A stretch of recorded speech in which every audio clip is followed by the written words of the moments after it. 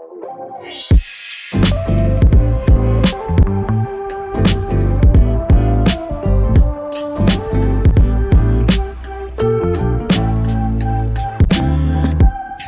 back to Soul Podcasting. This is episode number 29, and I am glad to be back to chat with you about things you can do to help you in your podcasting.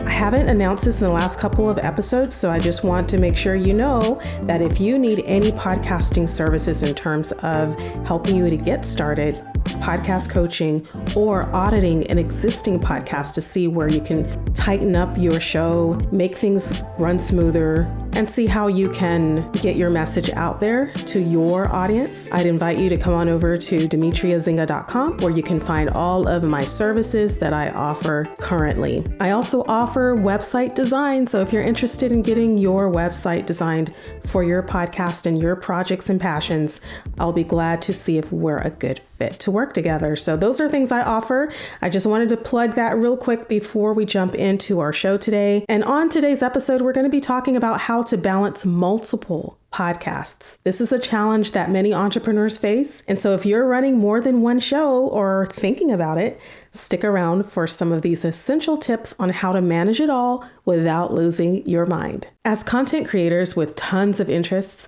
having multiple podcast shows can be a total game changer. It lets us dive into different topics and connect with various audiences, all while keeping things fresh and exciting. Plus, our listeners get more specialized content that really speaks to their interests. So it's a win-win. We get to share some more of what we love, and our audience stays engaged and entertained. So if you're juggling a lot of passions like I am, consider starting multiple podcasts. It's a great way to connect with your community and keep everyone, including yourself, super engaged. So before we dive into these tips, I just want to share how that I can relate completely to this show's topic. I'm currently running 3 podcasts. At one point, I ran 4 at one time. And so I did pod fade one of those. It was called Mompreneurs in Heels. I loved that show, but I found that I was recording duplicate content on another show that I have called Her Business Elevated. And a lot of that content resonates with the same type of audience, although the niche is slightly different. So in order to reserve my energy, time, and efforts, I decided to nick Mompreneurs in Heels and rebrand under Her Business Elevated, which kind of grows up along with me and where I'm going in my life in the future. So that is another topic we can discuss another time if you want to hear more information about how to go through a podcast rebrand. It's something that I have done several times as my life changed and my goals were changing. That's what I needed to do. So currently I run this show, Soul Podcasting, along with Her Business Elevated, and an additional show called Christian Homeschool Moms Podcast. And these 3 shows have very, very different audiences, although some overlap, but for the most part, they are a very different set of listeners. So let's dive into how to go about doing this. So managing a single podcast can be a full-time job, let alone multiple shows. But I don't want that to scare you off if you're thinking about starting a second or third show, because with the right strategies, you can make it work seamlessly. So here are my top tips for balancing multiple podcasts effectively. My first tip for you is to plan and organize. I cannot stress this enough. You're going to have to plan it out and organize yourself so that you know when you're doing what. So use project management tools. I like to use Notion. It does not matter what you're using. If it's Trello or Asana, it does not matter. Find a project management tool that you love, that resonates with you. It could be your Google Drive and Docs and Calendar. If that's what it is, then use it to help you keep track of your episodes, your guest schedules, and your deadlines. You need to create a content calendar for each podcast and then stick to that calendar. So consistency is key in podcasting, but having a clear plan is going to help you to stay on track. Now, consistency can mean once per week. It can mean once per month, or a few times a year. Just do what works for you, but make sure to have a plan. Organize when you'll record each show and when you'll edit each show. And if you have a publication date scheduled for each podcast, then you're going to want to work backward in time, creating the content and editing in time for that final publication. So that kind of leads into this second tip that I have for you, which is to batch record your episodes. You'll want to dedicate specific days for recording multiple episodes at once. This is going to help you get a lot done at one time while you're already in in the groove, you're already in the mood, go ahead and get a lot done. This way you're not constantly switching between different shows and you can focus on one task at a time. Or if you're focusing on different shows, you're not going back and forth between different types of tasks. So it also helps to reduce the time pressure and it ensures that you always have some content ready to go. So for example, today I recorded some YouTube shorts for one of my YouTube channels, and this afternoon I'm working on podcast recording. I won't do any editing today. Today is all about recording and batch recording. Tomorrow I start edits. So this is something that you can add into your workflow, which we'll talk about in a moment, that's going to help you to have a better system set up for yourself so that you're not confused about what you're doing. You need to know when you sit down at the microphone that you're recording 3 episodes.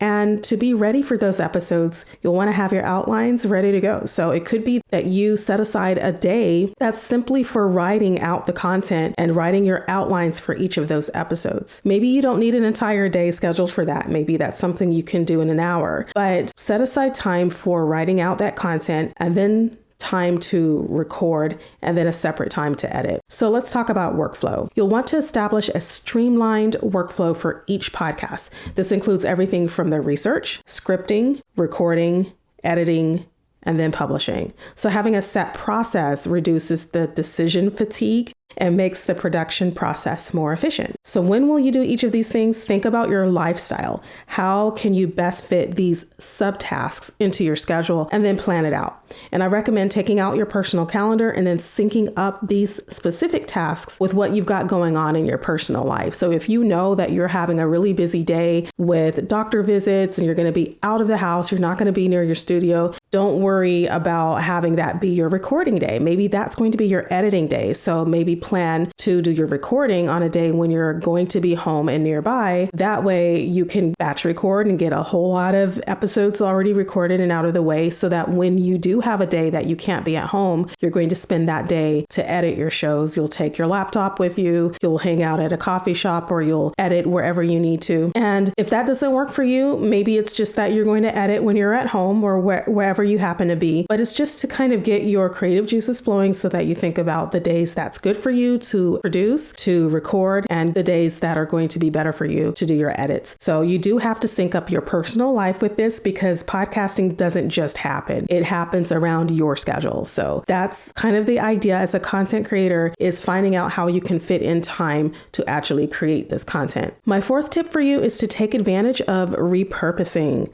So don't be afraid to repurpose content across your podcasts. If a topic fits multiple shows, then if I were you, I would tweak it slightly and use it again. This saves time and effort while providing value to different audiences. I have personally done this on several of my shows. In fact, I have actually republished the same interview on more than one show. So if I feel like that interview would benefit the audience of my other show, I will repurpose it. But I always let them know in advance that what you're about to listen to is a show that was previously published on another one of my podcasts, so that they know what they're listening to is a duplicate, that it has already been recorded, previously aired, and that way if they are also subscribed to my other podcast, that they won't be irritated by the fact that they're hearing it all over again. So there's fair warning at the beginning of the show that it is a repurposed show. But I don't do it a lot, but when I do, I find that it's valuable because a lot of the time, my audiences, because they are so different, they would not have heard that episode regardless because they're not subscribed to my other podcast. So I find that it's helpful in that way. And also thinking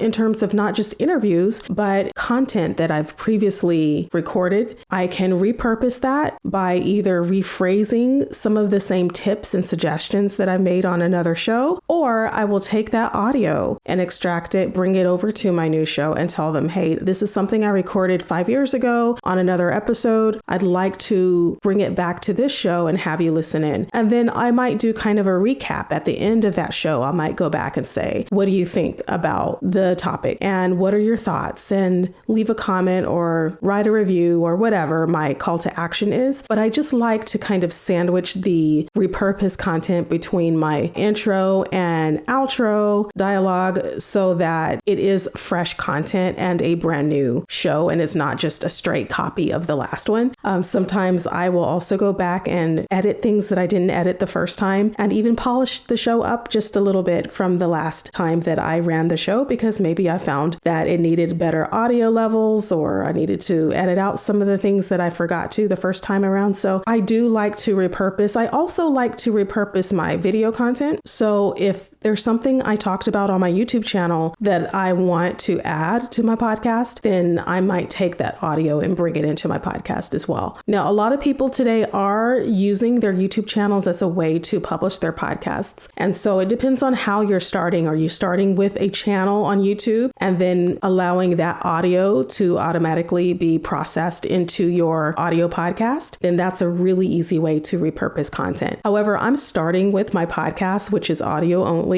and then I'm bringing in my video. So it's kind of a flopped situation for me. I'm bringing my video in. My video content is separate from my audio because my video content is basically my vlog and it's not really a part of my podcast. But from time to time, I will have some videos where I'm adding value for those who want to understand business concept on my business channel. And so I may sometimes add the audio from my videos over to my podcast. My last tip for you is self-care and balance. I'm probably going to talk about self-care in almost every one of my shows from now on because it's such a big deal for me. So remembering to take care of yourself is optimal, is important, is everything. Podcasting can be demanding just like anything else you do in life, but you're adding on this content creator role. So it is demanding, and balancing multiple shows requires a lot of energy. So you have to ensure that you're getting rest, that you're taking breaks, and that you're not overloading yourself. Your well-being is crucial to your success. So take it easy. Take it one show at a time, one day at a time, 1 week at a time. You don't have to look at everything at once, though you do need to be aware of what's ahead and the work that's set before you, which we talked about earlier with having your schedule in your calendar. But as long as you feel like you can manage multiple shows, then I encourage you to go for it. And lastly, my bonus tip is to begin delegating where you need to. So if you're a solopreneur on a budget, I understand. I'm right here with you. It's not often that I have the privilege to delegate. I would want to pay those who offer their services to me really well. And well, at the moment, I just can't afford that. But my hope is that the day will come soon when I can hire my first full-time assistant. But it's not going to happen right now for sure. It's definitely a catch-22 in this content creation world. But until then, I can use services such as Fiverr or Upwork to get much of my basic needs met.